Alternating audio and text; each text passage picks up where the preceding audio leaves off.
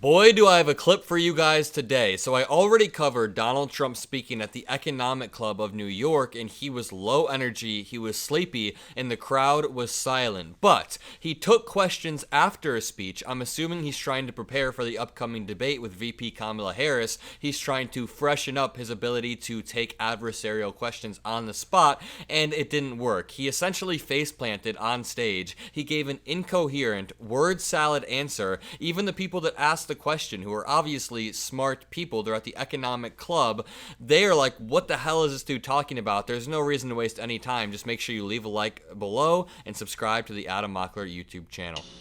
If you win in November, can you commit to prioritizing legislation to make childcare affordable? And if so, what specific piece of legislation will you advance? It's a simple question. She asks, what specific piece of legislation? What specific piece? And just listen to the answer. Well, I would do that, and we're sitting down. You know, I was somebody, we had Senator Marco Rubio, and my daughter Ivanka was so impactful on that issue. It's a very important issue. But I think when you talk about the kind of numbers that I'm talking about, that, because look, childcare is childcare. There's something, you have to have it. In this country, you have to have it. But when you talk about those numbers compared to the kind of numbers that I'm talking about by taxing foreign nations at levels that they're not used to, but they'll get used to it very quickly. And it's not going to stop them from doing business with us, but they'll have a very substantial tax when they send product into our country. Those numbers are so much bigger than any numbers that we're talking about, including childcare, that it's going to take care. We're going to have, I look forward to having no deficits within a fairly short period of time. I'm sorry to pause. Actually, I'm not sorry to pause Donald Trump, but we are halfway through this clip, and if there are any Trump supporters watching this, can you please decipher in the comments below what Trump is trying to say? I would love to see that. I know you guys are going to have some way to run defense for him, but that was wild. He's talking about big numbers, and it's not even over. Let's see if maybe the back half of this clip, he goes around and he actually talks about a substantial policy or a child tax credit. Maybe in the last half of the clip, he brings it back. Coupled with the reductions that I told you about on waste and fraud and all of the other things that are going on in our country, because I have to stay with childcare. I want to stay with childcare, but those numbers are small relative to the kind of economic numbers that I'm talking about, including growth, but growth also headed up by what the plan is that I just told you about. We're going to be taking in trillions of dollars.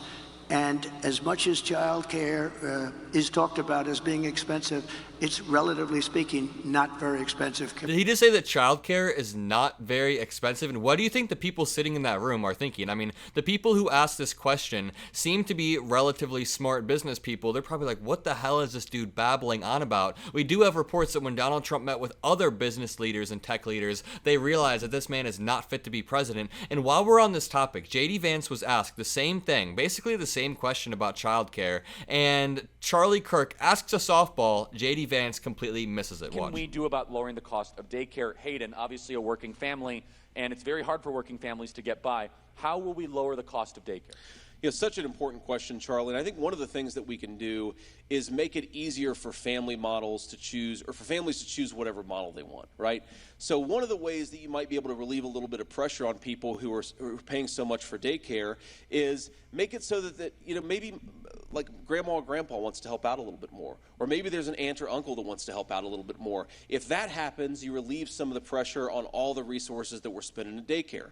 Now, you talk about just daycare. Let's say you don't have somebody who can provide that extra set of hands. What we've got to do is actually empower people to get trained in the skills that they need for the 21st century. We've got a lot of people who love kids, who would love to take care of kids, but they can't, either because they don't have access to the education that they need, or maybe more important. Okay, so JD Vance wants to talk about access to education. First of all, him and his running mate want to eliminate the Department of Education completely. Also, the fact that his solution was maybe grandma and grandpa can help a little more and take care, that is not a realistic solution. That is a band-aid on a much larger problem that is bubbling up. That is like being in a sinking ship where people can't take care of their kids, and he just puts duct tape on it. So JD Vance's answer is a non-answer. I also want to show you this clip of Donald Trump just babbling and babbling. He's met with complete silence, and I actually tweeted in response to this dude just tosses out the phrase, "nobody's ever seen," into sentences even when it doesn't make sense. And you guys need to watch this. He says, quote, "numbers that were close, getting close to 50, but much higher, nobody's ever seen. We brought it all the way down." Just notice how he throws in the phrase, "nobody's ever seen," and it doesn't make sense. The highest in the world, 35%. And actually, when you add local and state numbers that were close, getting close to 50, but much, much higher, nobody's ever seen. We brought it all the way down to 21%, which everybody said was impossible to do. Nobody's ever seen, the classic Trump phrase. This reminds me of this article titled, "Trump reportedly, quote, couldn't keep a thought straight at a CEO meeting," all over the map. CEOs weren't too pleased with Donald Trump's performance at a private meeting in Washington this week. This was written a few months back, earlier this year. CNBC's Andrew Ross Sorkin said Friday. The presumptive GOP presidential nominee addressed top business leaders and spoke about the corporate tax rate at Thursday's gathering, which featured Walmart's Doug McMillon, Tim Cook, all of these important people. A number of CEOs, quote, walked into the meeting being Trump supporter-ish or sympathetic with Trump, but left it thinking he was remarkably meandering, Sorkin said on CNBC's Squawk Box. Quote,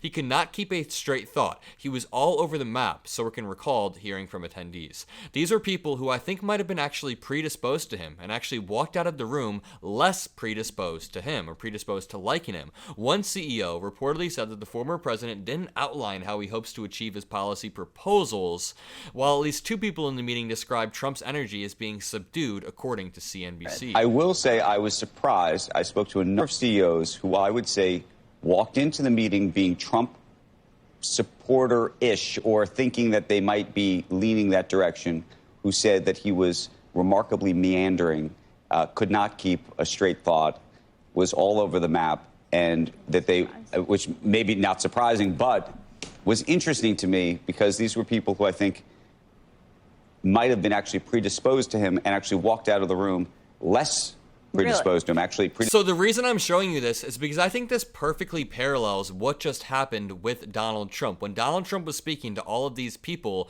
he showed that he is an absolute dumbass because he was meandering. He was rambling. He couldn't answer the question in a coherent way, exactly like these CEOs said. That is what Donald Trump is. That is what he does. And I just want to point out again, I want to end this video by saying Donald Trump has authoritarianism so deeply embedded in his blood that he can't talk about elections without saying they're rigged. He can't talk about the Constitution without wanting to terminate it or rewrite it completely. He can't even talk about the U.S. flag without saying that he wants to rewrite the Constitution to protect the flag. I mean, everything he does is just wrapped in authoritarianism, and that's because it's so deeply embedded within him that he can't help it. So, when something like January 6th happens, we can't be surprised, and we can't vote him back into office. Make sure you are registered to vote. Make sure your friends and family have a plan to get to the polls on November 5th. I am doing a voter registration meetup in Wisconsin where we are going door to door. It's early October. Link is in the description. Most importantly, have a great rest of your day and peace out.